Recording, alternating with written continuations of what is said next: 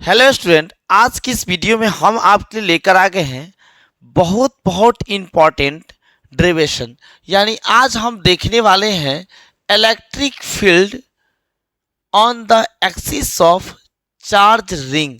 यानी हम लोग इलेक्ट्रिक फील्ड देखेंगे एक यूनिफॉर्मली चार्ज रिंग के कारण उसके एक्सिस पे।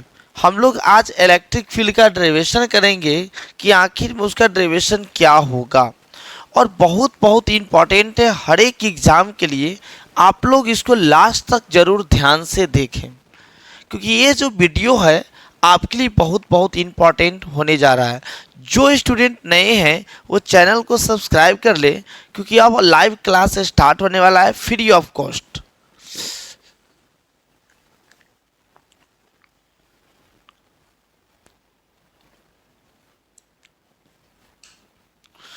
तो आज हम अब देख रहे हैं कि इलेक्ट्रिक फील्ड जो है क्लास 12th का, यानी ये जो आपको दिख रहा है ये क्लास 12th का जो है बहुत इंपॉर्टेंट डेरिवेशन।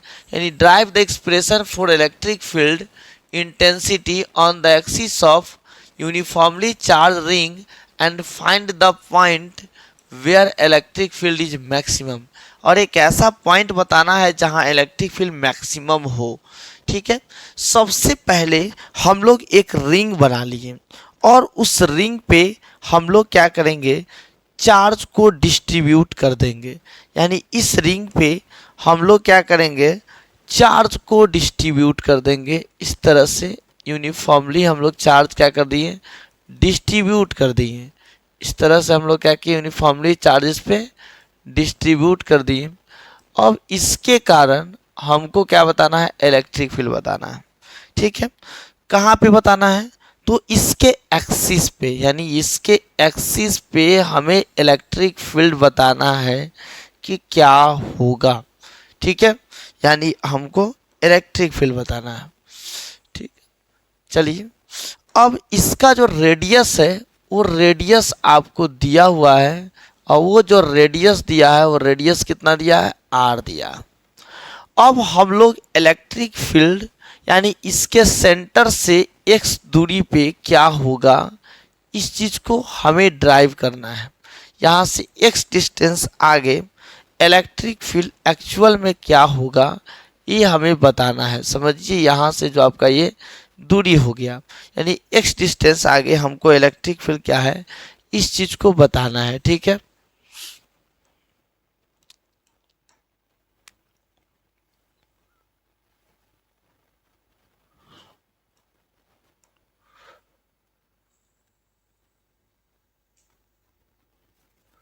ठीक है।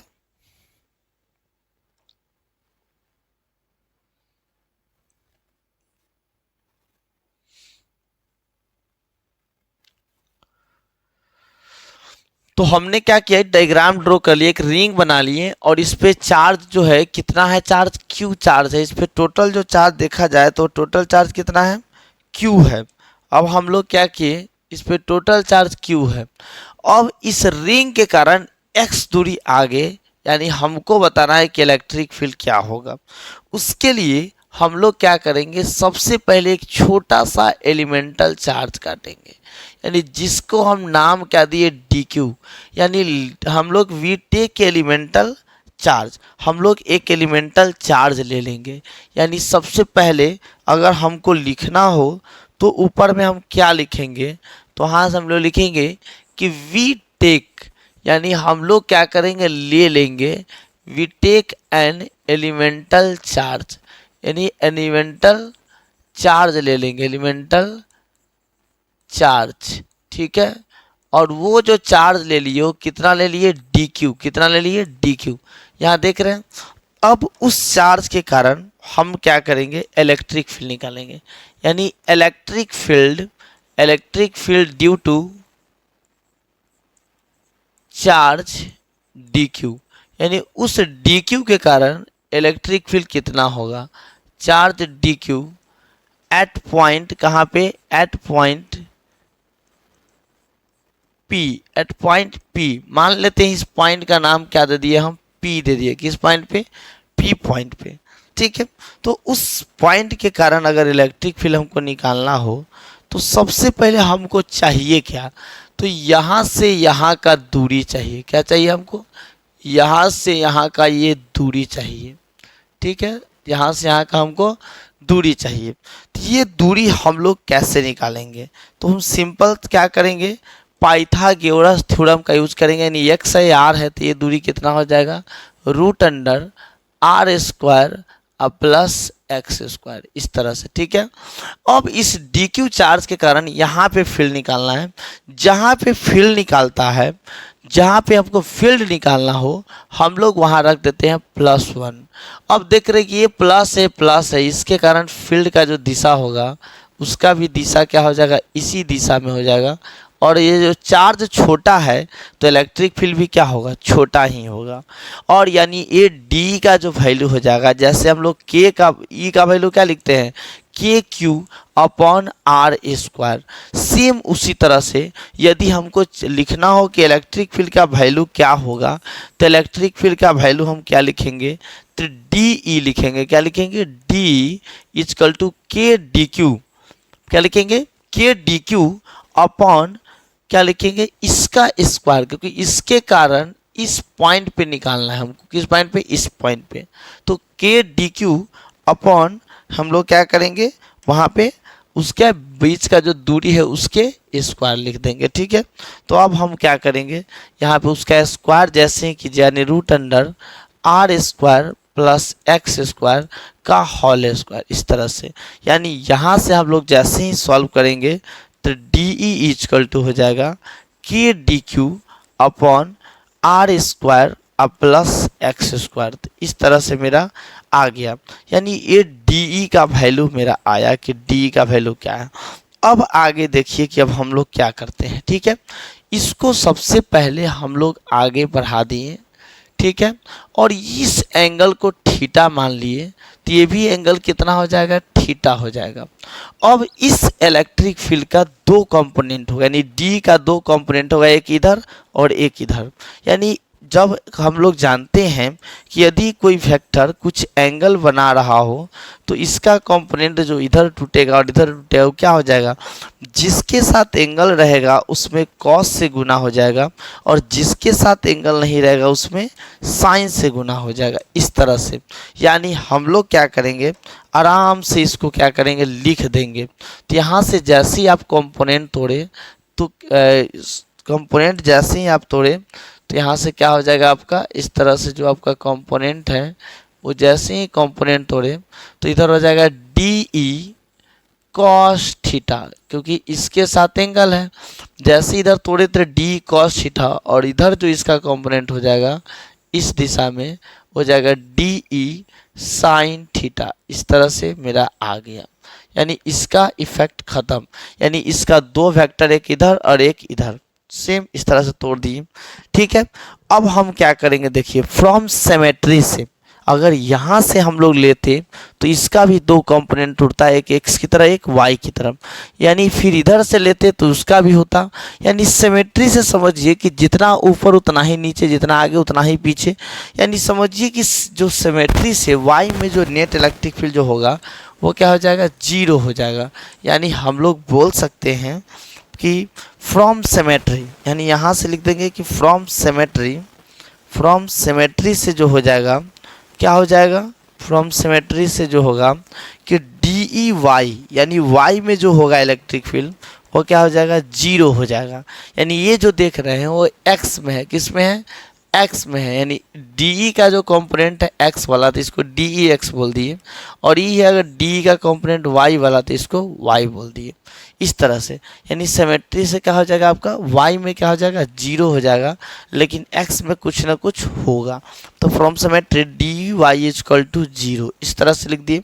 अब इसके आगे हम लोग क्या करेंगे, ठीक है, इसके आगे क्या करेंगे, तो अब हम लोग लिखेंगे क्या कि नेट जो होगा, नेट इलेक्ट्रिक फील्ड अगर देख रहे हैं, net electric field at point, कहाँ पे, एट पॉइंट, किस पॉइंट पे बोल रहे हैं हम लोग, पी पे, कहाँ पे, पी पे। तो क्या हो जाएगा, d e x equal to d e cos theta, d e cos theta.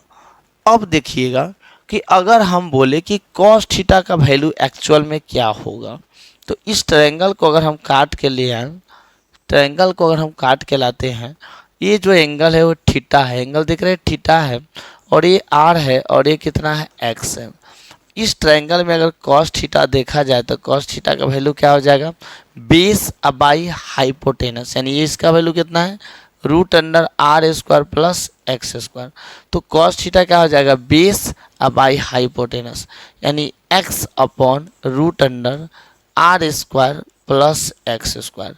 इस तरह से यहाँ से कॉस थीटा आ गया। ठीक है, अब देखिएगा हम लोग क्या करेंगे, अब हम क्या करेंगे, सबका वैल्यू पुट कर देंगे।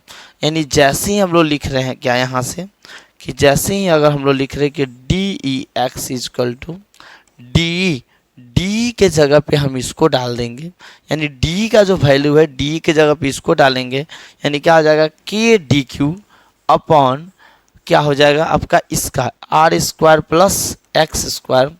इस तरह से उसके बाद कॉस थीटा के जगह पे इसको डाल देंगे, यानी क्या हो जाएगा आपका इनटू, यहाँ गुना में हो जाएगा, into x by root under r square plus x square. इस तरह से जैसे ही सॉल्व कीजिएगा तो यहाँ से आ जाएगा d e x equal to, ठीक है, क्या आ जाएगा, k d q upon x by root, यहाँ देखिए यहाँ पर जो देख रहे हैं, अब यहाँ पे एक पॉइंट, इस पॉइंट को चलिए इसको मिटा देते हैं, इधर का जो टर्म है उस टर्म को हम लोग क्या कर देते हैं, इरेज कर देते हैं, क्योंकि ये तो आप लोग समझ गए। ठीक है, इसका ज़रूरत भी नहीं था, सिंपल आपको क्या समझना था वो आप समझ गए। ठीक है, अब यानी क्या है कि आपका डी यहाँ पे वाई था इस तरह से, और यहाँ जो तो हम निकाले थे किस पॉइंट पे, पी पॉइंट पे। ठीक है, और यहाँ पे है कॉस थीटा का वैल्यू। ठीक है, तो हम लोग क्या किए थे, डी का वैल्यू सबसे पहले रख दिए,